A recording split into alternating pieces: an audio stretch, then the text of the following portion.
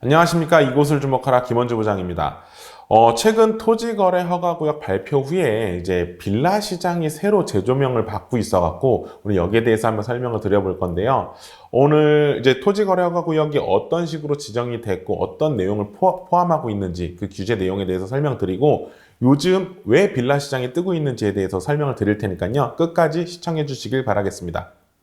최근 3.19 대책으로 토지거래 허가구역을 지정을 했습니다. 강남 3구와 함께 용산구까지 아파트를 거래할 경우에는 허가를 받아야지만 이제 취득을 할 수 있고요. 이런 시장이기 때문에 앞으로 이제 아파트 시장에 대해서 이제 갭 투자를 원천적으로 봉쇄한 그런 효과를 갖고 가고 있는데 이 규제가 6개월 동안 단기적으로 간다고 하지만 좀 길게 갖고 갈 수도 있다고 보고 있거든요. 그전에도 규제를 하고 있지만 아파트 가격은 상당히 많이 올라가고 있었던 그런 상황이었기 때문에 이 규제가 좀 장기적으로 가지 않을까라는 생각을 좀 해보게 돼요. 그리고 3.19 대책에서는요, 뭐 토지거래 허가구역을 지정한 것 외에도 조정지역 대상을 이제 추가 지정을 하겠다는 내용이 발표가 되어 있습니다.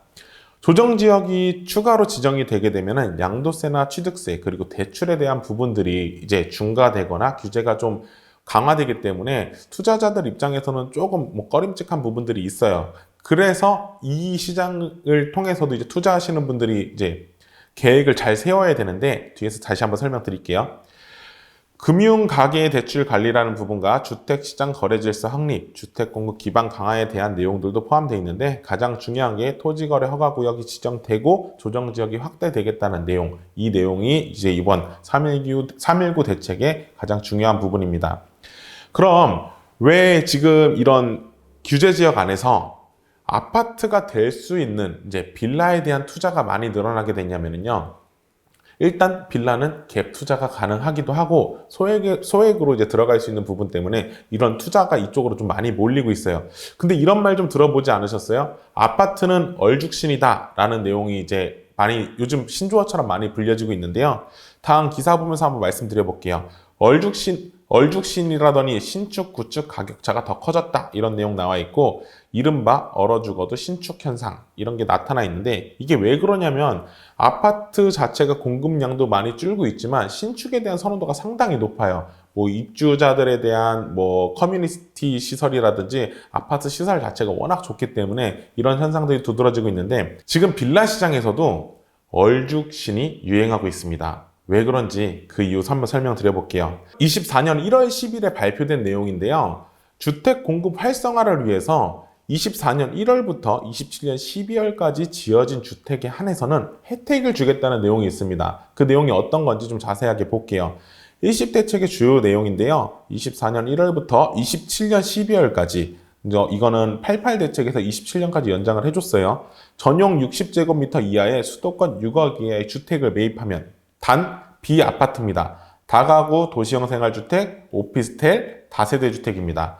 이런 주택을 매입을 하게 되면은 어떤 효과가 있냐면은 취득세와 종부세, 양도세에서 주택수를 산정할 때 주택수를 제외해 주겠다는 효과가 있어요.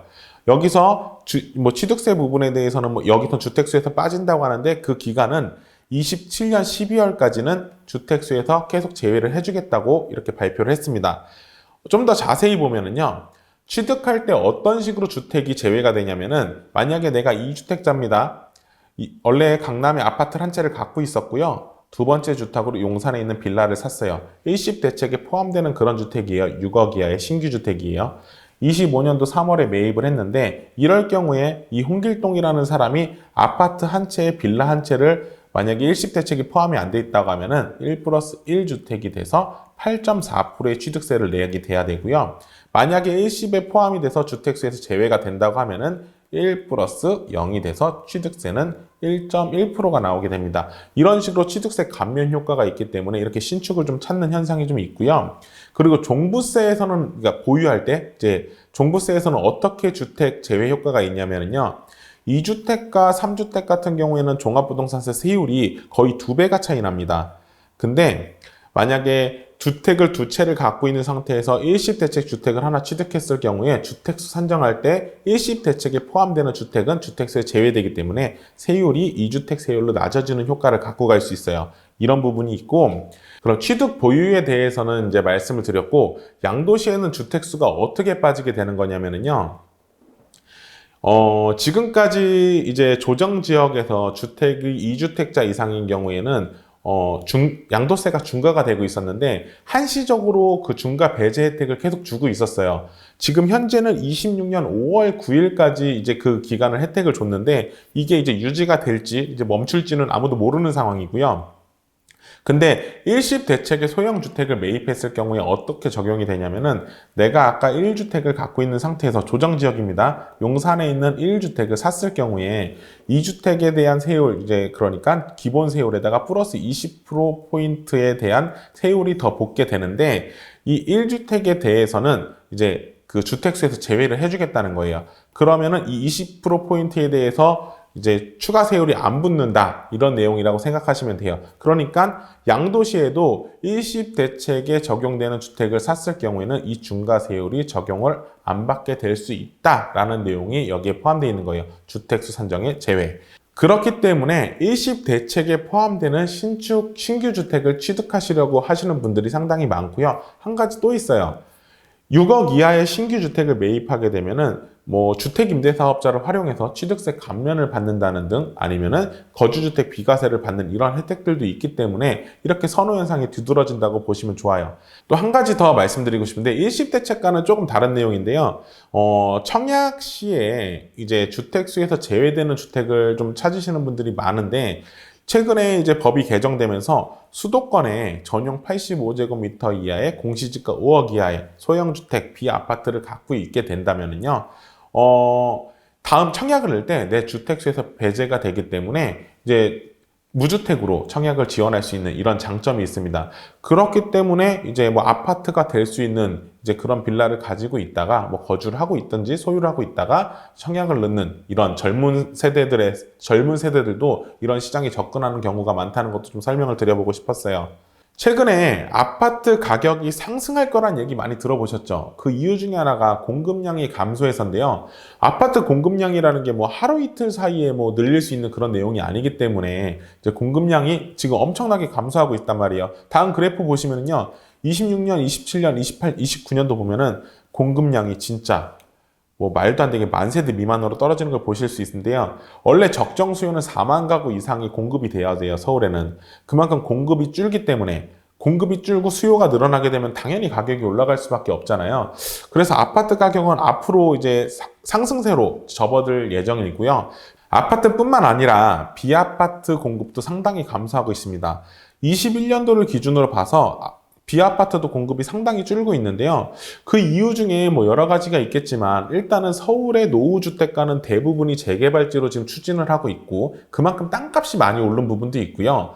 그리고 건축비도 많이 올랐지만, 이제 그런 재개발 지역 안에서 신규 공급을 하기 위해서는 집을 지어야 되는데, 재개발을 한다고 권리산정 기준이라는 걸 만들어 놨기 때문에 입주권을 안 주겠다고 하는 누가 집을 짓겠습니까? 팔리지 않는 집을요.